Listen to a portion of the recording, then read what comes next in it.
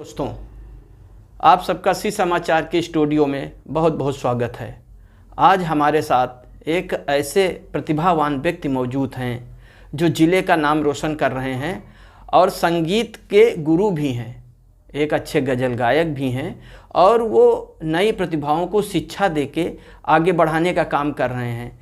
बहुत बहुत धन्यवाद है। उनका नाम है गुलाम कासिम अली। आपका हमारे स्टूडियो में बहुत बहुत स्वागत है। हम आज उनसे बात करेंगे और उनकी प्रतिभा सहित उनके बारे में जानने की कोशिश करेंगे। सबसे पहले तो आप सभी सामीन की खिदमत में गुलाम कासिम का बहुत बहुत आदाब। अस्सलाम वालेकुम, नमस्कार, शास्त्रीय काल। और श्री समाचार वालों के हम काफ़ी शुक्रगुजार हैं। ये उनका बड़कपन है जो हम आप तक पहुँचे हैं। और मैं बहुत छोटा सा गज़ल सिंगर हूँ।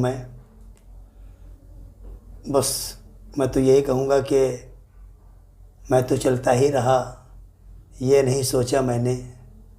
मैं तो चलता ही रहा, ये नहीं सोचा मैंने। फूल कितने हैं मेरी राह में, पत्थर कितने। बहुत अच्छी बात है। गुलाम कासिम अली साहब, मैं सबसे पहले आपसे ये जानना चाहूँगा कि बहुत ही राग दरबारी और राग भैरवी और तरह तरह के चलते रहे हैं जी। आप लोग भी कहीं ना कहीं किसी परिवार से बिलोंग करते होंगे, क्योंकि जी। आप अपने पारिवारिक परंपरा को ही आगे बढ़ा रहे हैं, जैसा मुझे जानकारी में आया है। हमारे पूर्वज, हमारे बुज़ुर्ग पुराने राजा महाराजाओं के यहाँ दरबारी गवैये रहे हैं। जैसे हमारे मामू छम्मर खां, मामू बब्बर खां साहब, और हमारे उस्ताद अब्दुल रशीद खां साहब उर्फ रोशन पिया, हमारे बड़े मामू। और हमारे वालिद साहब बहुत अच्छे सरंगी नवाज़ थे, जनाब मरहूम शहाब खां साहब, मेरे दादा शहजाद खां। ये सब लोगों ने बड़े बड़े राजा महाराजाओं के यहाँ अपने अपने प्रोग्राम किए हैं और इनको तो वहाँ से तमाम इनाम भी मिला करते थे। और हमारा घराना जो है ग्वालियर घराना है। हमारा घराना ग्वालियर घराना है। तानसेन के हम लोग वंशज हैं। अच्छा, तानसेन के वंशज हैं, बहुत बढ़िया। तो जो भी है, हम लोगों के यहाँ सब क्लासिकल गायकी हुआ करती थी। दरबारी, राग यमन कल्याण, राग भोपाली, राग पूरिया धनाश्री, राग तोड़ी, इन सब रागों का ज़्यादा चलन रहा करता था और आज भी है और ये मरते दम तक रहेगा। अच्छा, जैसा मुझे सुनने में आया है कासिम साहब जी सर, कि आप पूर्व में इलाहाबाद में आज बहुत बड़ा नाम है फिल्म इंडस्ट्री में मनोज तिवारी का। जी जी, उनके साथ कैसेट कंपनी में काम करते रहे हैं। जी, इलाहाबाद में एक टीपीएस कंपनी थी। इलाहाबाद में एक टीपीएस कैसेट कंपनी थी, उसमें मनोज तिवारी जी के साथ में काफ़ी हम रहे हैं और हमारे बहुत अच्छे दोस्त रहे हैं वो। जी, तो आप मनोज तिवारी के साथ भी एक अच्छा काम कर चुके हैं और उस लेवल पे काम किया है इन्होंने। आज वो, जैसे कि आज आप एक प्रतिष्ठित स्कूल है रायबरेली का एसजेएस, उसमें एक संगीत टीचर के रूप में शिक्षा दे रहे हैं बच्चों को।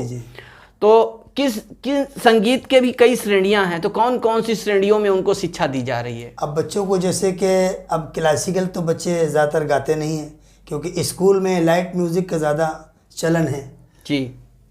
राइम्स वगैरह हैं और कुछ स्कूल के जो और भी गीत हैं, ये सब बच्चों को सिखाते हैं। ड्रम बजाना है, कीबोर्ड बजाना है, ये सब बच्चों को हम सिखाते हैं। अच्छा, कोई बीच में आपकी अपनी गज़ल के दो लाइन कोई हो जाए।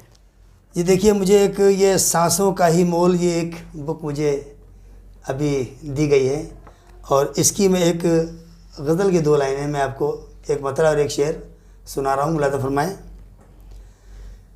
जिंदगी करवटें यूं बदलती रही, जिंदगी करवटें यूं बदलती रही, जिंदगी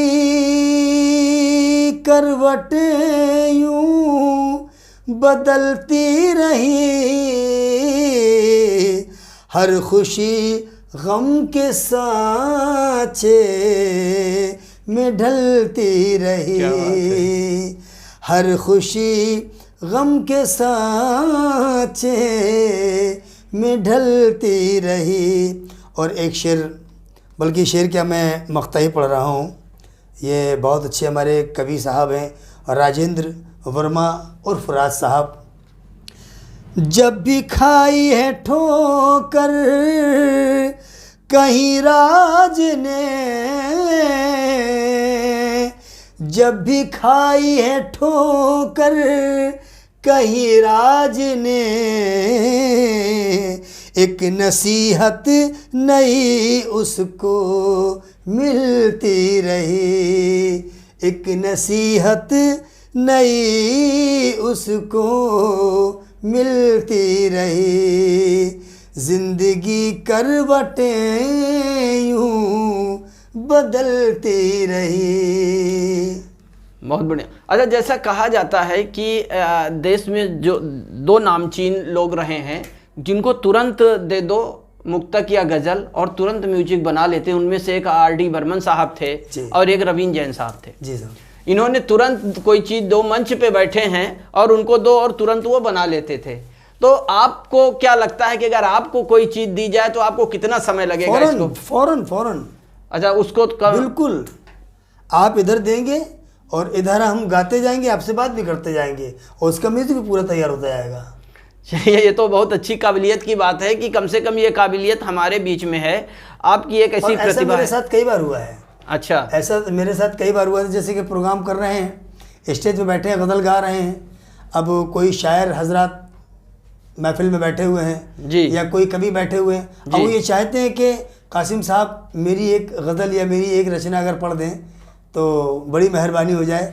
तो ये मेरे लिए बड़ी खुशी की बात होती है कि वो इसी बहाने उनसे मेरी मुलाकात हो जाती है और वो स्टेज पे अगर ला करके मुझे कोई रचना या कोई गज़ल अगर देते हैं तो मैं उसको फ़ौरन कंपोज करके सुना देता हूँ। बल्कि कंपोज क्या, मैं गाता जाता हूँ, कंपोज होती रहती है, वो गज़ल पूरी मुकम्मल हो जाती है। बहुत बढ़िया।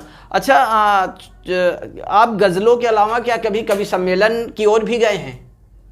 2-3 मरतबा मुशायरे भी किए हैं। हमारे एक बहुत अच्छे शायर थे ग्वालियर के, उस्ताद नसीम रफ़त साहब। नसीम रफ़त साहब जिनकी गज़ल बहुत ही मशहूर हुई है, ठंडी हवा के झोंके चलते हैं हल्के हल्के, ऐसे वादे करो न कल के। ये गज़ल जो है पंकज उधास साहब ने गाई है। जी जी जी जी। और उनकी ये गज़ल मैंने भी गाई है, तरन्नुम में सुना दूँ? जी जी जी बिल्कुल। जब चाहा जज़्बात से खेले, जब चाहा दिल तोड़ दिया, जब चाहा जज्बात से खेले, जब चाहा दिल तोड़ दिया, जब चाहा जज्बात से खेले, जब चाहा दिल तोड़ दिया। हमने भी ऐसे लोगों से मिलना जुलना छोड़ दिया। क्या बात है, बहुत ही अच्छी बात। और आज के समय की देखी जाए तो ये बात हकीकत भी है और निश्चित तौर से, क्योंकि स्ट्रगल कर रहे हैं और जो प्रतिभा है आपकी, शायद उस तरह का भी मंच आपको मिला नहीं है। और हमारा प्रयास है कि आप जैसी प्रतिभा को मंच देने का, क्योंकि आपको लोग पहचाने, आपको लोग जाने, क्योंकि आपकी काबिलियत क्या है। अच्छा, आजकल के बच्चे क्लासिकल छोड़ के ज़रा तड़क भड़क और इसकी ओर ज़्यादा जाते हैं और वो कहते हैं कि हम बड़े गायक भी बनेंगे। तो क्या ये संभव है कि वो इन चीज़ों को, क्लासिकल को छोड़ के उस ओर जो प्रभावित हो रहे हैं? देखिए, इसमें 2 चीज़ हैं जी। एक तो होता है अता होना जी, कोई चीज़ अता हुई है आपको ऊपर से, गॉड गिफ्ट। हम्म। या तो आप गॉड गिफ्टेड हो हम्म। तो बात बनती है कि भाई चलो भाई आपको ऊपर वाले की देन है तो कुछ भी कर सकते हैं आप। जी जी। अब रहा सवाल 4 फिल्मी गाने गा लेने से बहुत बड़ा गायक हो जाए, इम्पॉसिबल। बिल्कुल बिल्कुल। गायक तो हो जाएगा वो, लेकिन क्लासिकल की नॉलेज नहीं होगी उसको।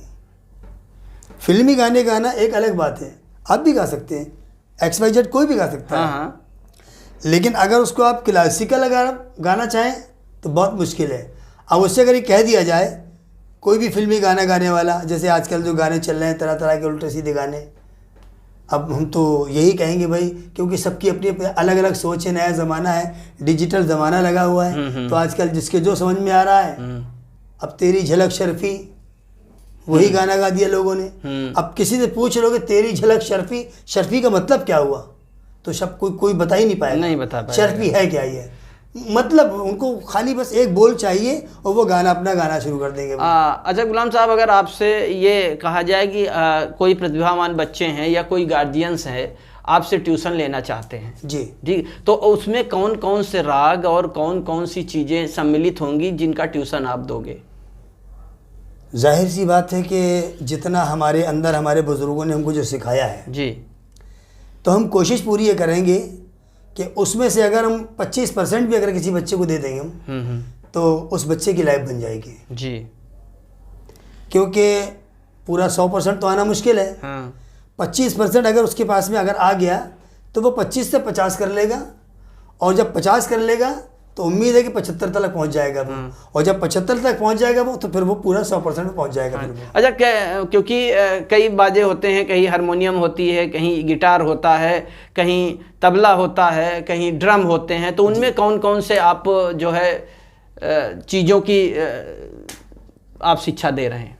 अल्लाह का शुक्र है कि मैं हारमोनियम बजाता हूँ, इलेक्ट्रिक बैंजो बजाता हूँ, हिंदुस्तान की ज़बान में उसको इलेक्ट्रिक बैंजो कहा जाता है।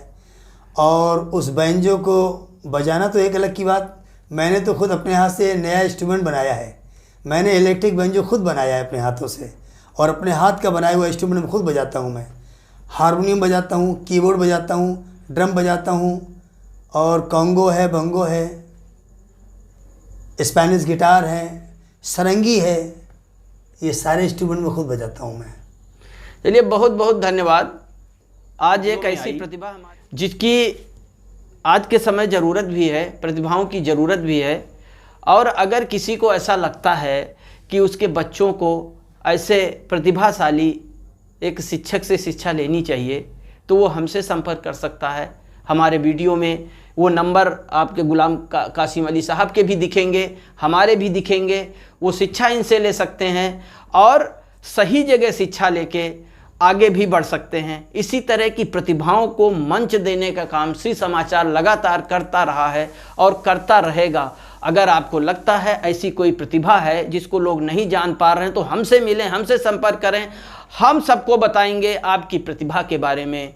तो ये थे गुलाम कासिम अली साहब जो हमारे स्टूडियो में आए और हमें समय दिया। मैं धैर्य शुक्ला आपसे विदा लेता हूँ, तब तक के लिए नमस्कार।